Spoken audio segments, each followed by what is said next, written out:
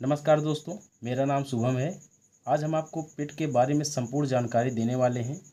पेट क्या होता है, पेट का फॉर्म कब आता है, पेट का एग्ज़ाम देना क्यों ज़रूरी है और पेट के माध्यम से कौन कौन सी वैकेंसियाँ आती हैं, इसके बारे में हम आपको आज एक ही वीडियो में संपूर्ण जानकारी देने वाले हैं।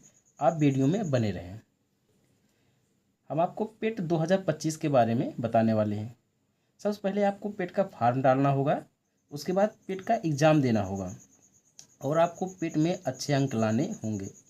इसके बाद यूपी ट्रिपल एससी आयोग द्वारा जो भी भर्तियां आएंगी उसमें आप फॉर्म डालने के योग्य हो जाएंगे। अब जैसे यूपी ट्रिपल एससी आयोग के द्वारा मुख्यतः कौन कौन सी भर्तियां आती हैं उत्तर प्रदेश में, बीपीओ हो गया, जूनियर असिस्टेंट हो गया, लेखपाल हो गया, वन दरोगा हो गया, यूपी ट्रिपल एससी एएनएम हो गया, आंतरिक लेखाकार, लेखा परीक्षक, महिला स्वास्थ्य कार्यकर्ता, राजस्व निरीक्षक, lab technician, ANM, x ray technician. Medical line में जितनी भी भर्तियाँ होती हैं जैसे ए ग्रेड की एमबीबीएस वगैरह को छोड़ के लैब टेक्नीशियन असिस्टेंट के तौर पे वो वैकेंसी उत्तर प्रदेश सरकार यूपी ट्रिपल एससी आयोग के माध्यम से कराता है। आप इन भर्तियों अर्थात इन वैकेंसियों में तभी बैठ सकते हैं जब आप पेट का एग्ज़ाम दिया है। ठीक, देखिए आप जो पेट होता है, पेट में टोटल 100 क्वेश्चन आते हैं। पेट में टोटल 100 क्वेश्चन आते हैं। प्रत्येक क्वेश्चन 1 मार्क का होता है और 1/4 इसमें क्या होता है, निगेटिव मार्किंग होती है। ठीक, तो आपको देखिए यहाँ पे पिछले कुछ वर्षों में जो भर्तियाँ हुई हैं उत्तर प्रदेश में, उसमें पेट के माध्यम से क्या क्या भर्तियाँ आई हैं। हम 2-3 भर्तियों के बारे में आपको दिखाना चाहते हैं। जैसे एक बीपीओ की भर्ती आई थी। बीपीओ की भर्ती आई थी जो उसमें पेट का ओबीसी क्या स्कोर मांगा था, जनरल का, एससी का, एसटी का और ईडब्ल्यूएस का। देखिए जो पेट में जो बच्चा अगर जनरल का है 69.05% हो गया, ओबीसी का 69.05%, एससी का 68.58%, एसटी का 66.78%, ईडब्ल्यूएस का 69.05%। आप मोटा मोटा कह सकते हैं अगर आप पेट में 69 नंबर लाए हैं तो आप बीपीओ के मेंस में बैठने योग्य हैं। इसी प्रकार आप लेखपाल का देख लीजिए। लेखपाल में जनरल में जो कट ऑफ गई थी 62.96, अर्थात आप इसको 63 मान लीजिए। ओबीसी का भी 62.96%, ईडब्ल्यूएस का 62.96, एससी का 61.80, एसटी का 44.7। इसका मतलब ये है कि अगर आप पेट का फॉर्म डाले थे और पेट में जो आपको नंबर मिला था 62.96, अगर इतना नंबर आप पाए हैं, जनरल के बच्चे हैं, तो आप लेखपाल के मेंस में बैठ सकते हैं। उसी प्रकार कनिष्ठ सहायक का भी 2022 में जो भर्ती आई थी तो उसमें पेट का जो स्कोर कार्ड गया था बहुत कम गया था।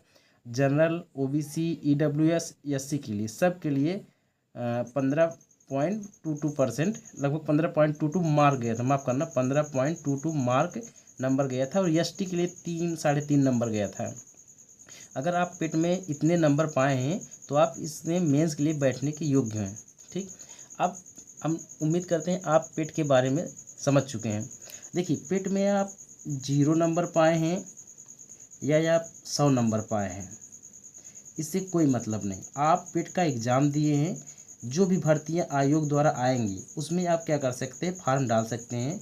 उसके बाद आयोग एक कट ऑफ जारी करता है कि हम इतने नंबर वाले बच्चों को मेंस के लिए बुलाएंगे। जैसे उन्होंने बताया कि जो बीपीओ में बच्चा बैठेगा अगर जनरल से उसका 69.05% मार्क्स है, वो बच्चा क्या होगा, मेंस में बैठेगा। अगर आपका जनरल नहीं है, आपका 68 नंबर है, तो आप मेंस में नहीं बैठ सकते, मतलब आप बीपीओ के मेंस के लिए क्वालिफाई नहीं है। इसी प्रकार से आप लेखपाल का देख लीजिए, कन्या सहायक का देख लीजिए, या जो महिला स्वास्थ्य कार्यकर्ता का आया था, सबका ऐसे ही कट ऑफ क्लियर होता था। तो आपको पेट में क्या करना है, ज़्यादा से ज़्यादा नंबर लाना है।